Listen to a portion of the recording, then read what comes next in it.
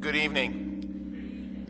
Introduce myself. My name is Joseph Warsnick, and along with my wife Sandra, who is out here, we are the managers of the Durham Regent Retirement Center, where Miss Betty lived with us and loved with us for too short of 1.5 years. And standing next to me for moral support is Miss Brenda Burnett.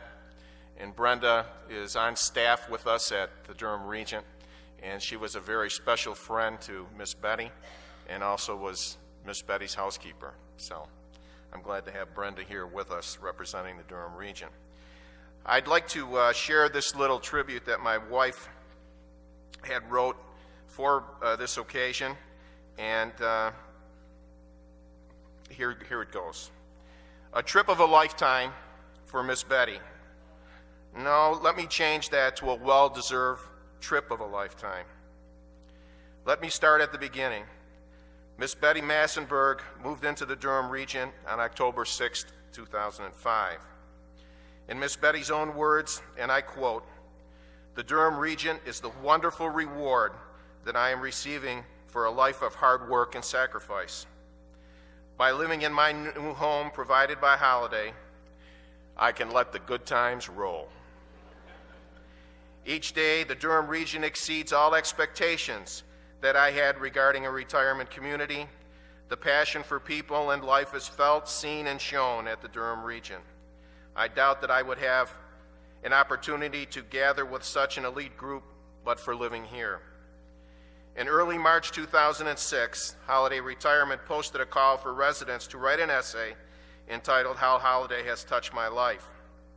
Holiday was recruiting resident motivational speakers for our May 2006 Holiday Convention in Maui, Hawaii.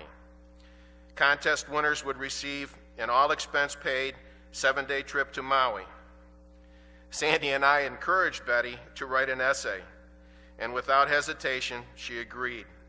There were hundreds of entries from across the country, but no surprise to any of us at the Durham Regent, she won. Miss Betty was one of 5 winners, and she was headed to the 2006 Holiday Convention in Maui. We will never forget the day we told Miss Betty in the dining room at the Durham Regent in front of her 2 daughters and approximately 150 plus people that she was a winner in the essay contest. When I said, "Miss Betty, you need to pack your bags. You're going to Maui, Hawaii on an all-expense-paid trip," the look on her face was all we needed.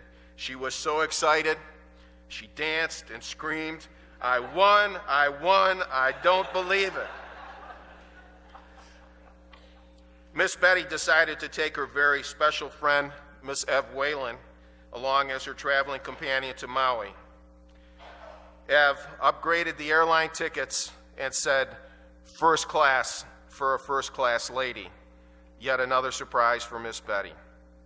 On Tuesday, May 29, 2006, they arrived at the 5-star Grand Wailea Resort and were met with open arms by Sandy and myself.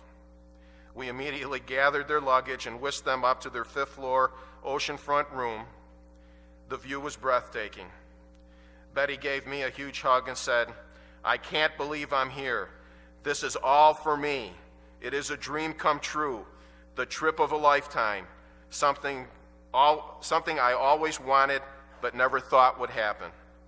The next few days were filled with workshops, beach relaxation and parties, and oh, we had some good parties. On Friday, May 12th, Betty gave her heartwarming, inspirational speech to over 1,200 conference attendees. We laughed, we cried, and we listened as she so eloquently spoke. She was filled with passion, and it overflowed to everyone in her audience. It was something we will never forget. It ended in a very well-deserved standing ovation. Since that trip, we have talked many times about our memories, the new friends she made, and the love that overflowed between us on that trip. It was a love that has grown each day as Miss Betty continued to touch our lives and the lives of all who live at the Durham Regent. We have no doubt she will be missed, but you can be assured her memory will live forever. Just knowing her and having her share a small part of her very special and memorable life has blessed us all. May God be with you, Miss Betty, as your struggle with life is now over. We will always love you, and you will live in our memories.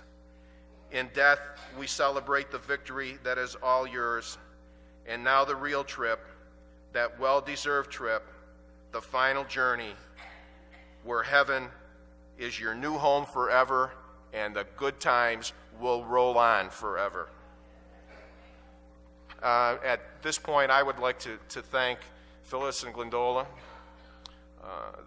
the family, and all the friends that are here tonight for letting us share, or letting you share Miss Betty with us for such a short period of time. We're going to miss her, but as we've said, her memory will live on forever. She was truly one great lady. And I think Brenda has one short piece she would like to say to you. I want to thank Phyllis and Glendola for loaning us Miss Betty for a while. I had went through some tough times a couple of months ago, and I had some surgery, and I had lost some weight, and I had always admired Miss Betty's clothes, and she was like, well, when you lose enough weight, I'm going to give you a dress. She gave me this dress.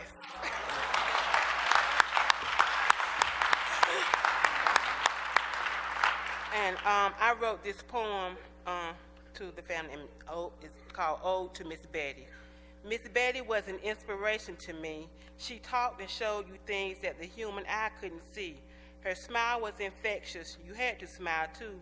You couldn't be around her if you were sad and blue. Her head was held high. It was never down.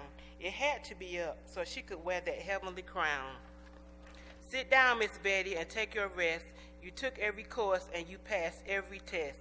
So open those heavenly gates wide and let Miss Betty come through. And please, God, have something for her to do.